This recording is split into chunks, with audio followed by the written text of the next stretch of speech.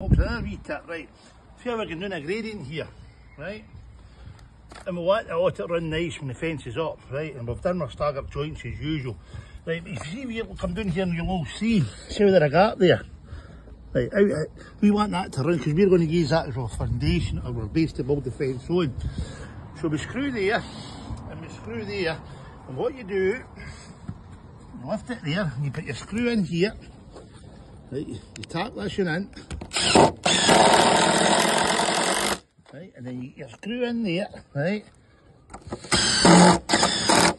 then you get your screw in there, right, get your spade. I'll quickly get my spade, it's in the road, right, and you lift that up, do the same there, start a different hole too, because 9 times out of 10 it'll go into the old hole and it'll go back the same way. Then you just go like that there.